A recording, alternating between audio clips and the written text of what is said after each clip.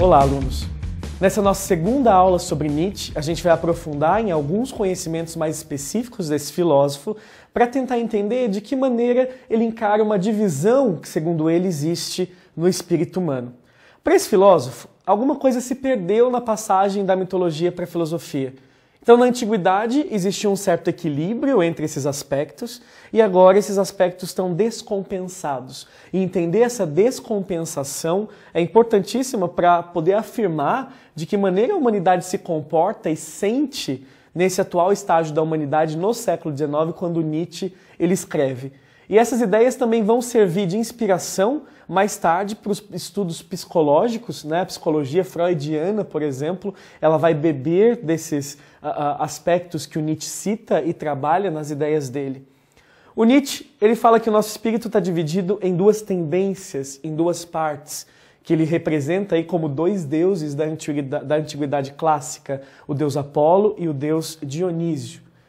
O deus Apolo é o deus da luz, é o deus da harmonia, é o deus da música, é o deus ligado a todos os processos harmônicos, a todos os processos tranquilos, serenos, que competem aí à humanidade nas suas relações. E o deus Dionísio já é um deus mais caótico. O deus Dionísio é o deus do teatro, é o deus do vinho, é o deus do transe. E o Nietzsche ele vai usar esses dois deuses como símbolos aí dessa relação que agora está descompensada. Se um precisa do outro, se o Apolo só encontra seu equilíbrio no Dionísio, significa que o ser humano valorizou mais um do que o outro. E a gente tem que entender o seguinte, nessas duas colunas que eu vou mostrar para vocês agora, qual foi valorizado e qual não?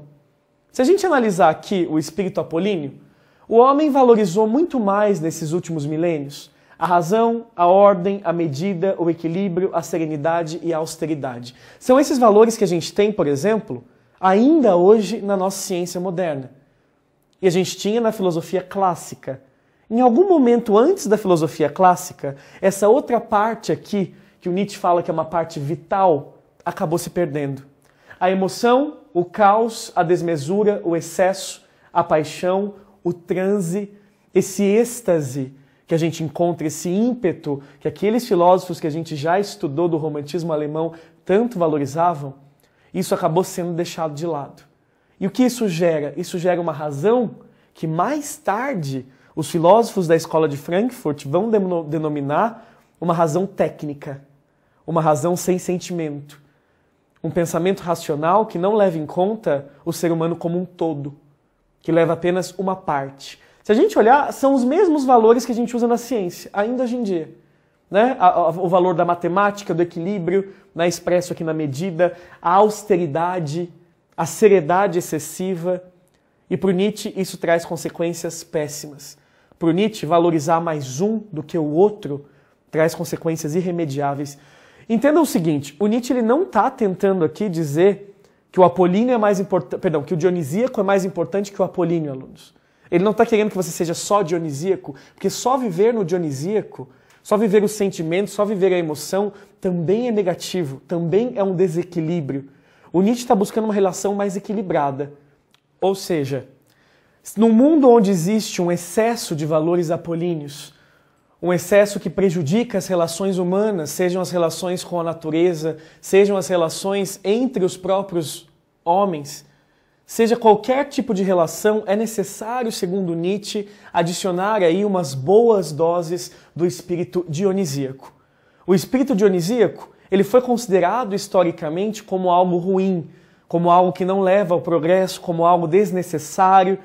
E a gente tem que pensar mesmo essa crítica que o Nietzsche faz à nossa sociedade. Será que a gente chegou num desenvolvimento moral, né, ético, plausível, vivenciando aí esse excesso de racionalidade, esse excesso de valores apolíneos? Será que a emoção não está faltando? Será que não está faltando esse ímpeto, né, que o Nietzsche sempre resgata aí das suas bases filosóficas? Será que o ser humano ele não pode encontrar aí um novo caminho mais equilibrado? Um caminho que ele encontre novamente como era lá no mundo da tragédia, né, primitiva, daquela sabedoria primitiva que o Nietzsche fala que se perdeu na passagem da mitologia para a filosofia? Então, esses questionamentos são muito importantes. Porque para o Nietzsche, O homem, ele não aceita, através da razão, a vida como ela se apresenta. E nisso o homem acaba se tornando covarde perante a vida. E ao se tornar covarde perante a vida, o homem ele acaba desenvolvendo aí o que Nietzsche chama de moral dos fracos, ou moral do rebanho. Então é interessante que a gente analise, a partir de agora, aqui, uma das partes mais interessantes da ideia do Nietzsche, que é justamente a chamada genealogia da moral. Meninos, a genealogia da moral, para o Nietzsche, está ligada a esse excesso de racionalidade. Os seres humanos são racionais, os seres humanos não aceitam que o nosso universo possa ser aleatório, que possa existir o acaso, que possa existir algo que ele não controle. Aquela vontade de controlar faz com que ele se feche na chamada moral do rebanho. E a moral do rebanho é uma crítica direta ao cristianismo. Quando Nietzsche analisa o cristianismo, ele percebe que o cristianismo ele faz com que você perca esse instinto, essa vontade individual. Você dissolve ela no meio do rebanho. Você é levado junto com os outros. Você não se responsabiliza pelos seus atos. O que você faz é reflexo do grupo no qual você participa. E é muito interessante a gente ver essa visão do Nietzsche, porque é uma visão muito germânica, né, se a gente for ver historicamente, quando ele fala sobre o cristianismo como a moral dos fracos. Né? Os germânicos, eu lembro que historicamente eles falavam, em diversas fontes a gente vê isso, eles não entendiam o que era Jesus Cristo, que é a base do cristianismo. Os germânicos identificavam Jesus Cristo como o Deus chorão dos romanos, porque os deuses germânicos são muito diferentes do que a gente tem como a base moral do cristianismo. Os deuses germânicos eram, na verdade, uma imagem mais próxima aí desse ímpeto que o Nietzsche tanto fala, desse desejo, desse excesso, dessa tensão, desse transe. Inclusive, os exércitos bárbaros, eles se embebedavam em alguns momentos para poder vir com esse furor para a guerra, para as batalhas. Então, quando Nietzsche diz isso, ele fala, tá aí uma parte interessante do espírito humano, que quando a pessoa ela se defende atrás de uma moral de um grupo, ela se enfraquece. É uma pessoa covarde perante a vida, segundo esse nosso filósofo. E outro tema importantíssimo para a gente poder encerrar essa aula bem é falar sobre a famosa filosofia do martelo. Essa é a parte mais destrutiva da filosofia do Nietzsche, porque o Nietzsche ele vai utilizar toda a sua crítica para poder achar falhas nas filosofias antecedentes a ele, e ele vai tentar destruir essas filosofias. O Nietzsche não está preocupado em construir nada. O Nietzsche ele veio justamente para destruir esses antecessores dele e tentar achar essas falhas na lógica, na razão, para provar que a razão é algo inventado pelo homem, que talvez não seja a parte mais importante do espírito humano. A filosofia do martelo tem esse nome justamente por esse grau de destruição. O Nietzsche ele vai desconstruindo a razão desde a antiguidade, ele pega lá as ideias de Sócrates via Platão, obviamente, ele vai desconstruindo filósofo por filósofo. E o mais interessante é isso, ele desconstrói suas próprias bases. Ele repensa essas bases, acha falhas nessas bases. Um dos filósofos que o Nietzsche mais criticou foi o próprio Kant, o Hegel, que são tão exaltados, né, na filosofia moderna, são base da filosofia contemporânea e, como todos os outros, tem falhas, porque a razão é falha.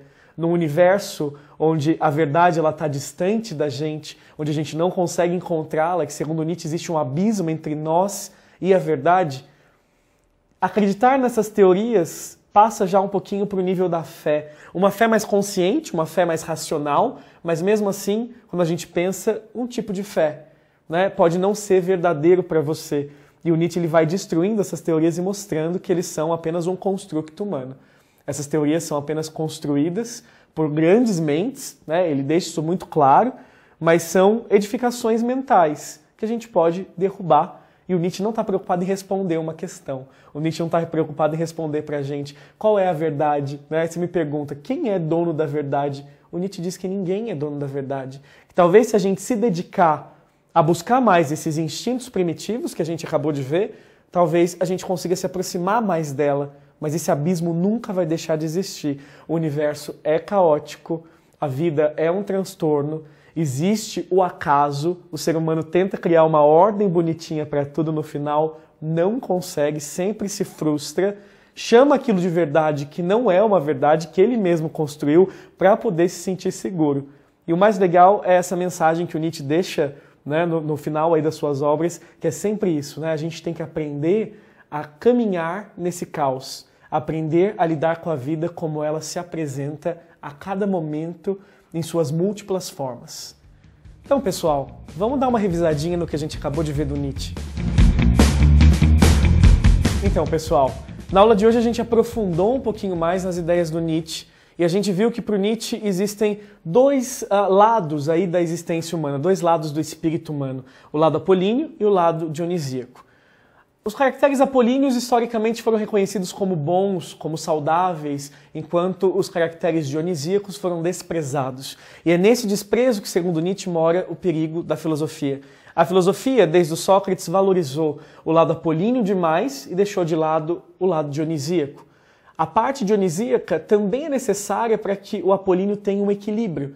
E o ser humano está vivendo, então, desequilibrado, desequilibrando tudo ao seu redor, desequilibrando as suas relações, dominando uns aos outros. Sendo que essa sabedoria antiga, instintiva, do lado dionisíaco, acabou se perdendo com o tempo. O Nietzsche também ele ataca os cristãos quando ele fala sobre a genealogia da moral, né, o cristianismo como a moral do rebanho, ele generaliza, ele diz que não só o cristianismo, mas qualquer moral que te defenda da vida é uma moral covarde. Porque a pessoa corajosa ela precisa enfrentar a vida como a vida se apresenta, saber lidar com ela nas mais variadas situações e não ficar se escondendo através de uma moral, se defendendo atrás do que ele chama de rebanho, né? A moral do rebanho. E por último a gente viu que o Nietzsche ele não está disposto a construir nada. Ele indica aí a sua interpretação, ele mostra um caminho possível para você poder encontrar outros caminhos. E nesse caminho dele ele vai destruindo as filosofias, mostrando que mesmo as filosofias mais racionais, como a do Kant, por exemplo, têm falhas, que são falhas extremamente grosseiras na visão do Nietzsche e que não passam de um construto humano que tenta defender-se da vida através da racionalidade excessiva. Bom, gente, esse aspecto vai ser importante para uma próxima aula nossa, quando a gente for falar sobre a Escola de Frankfurt.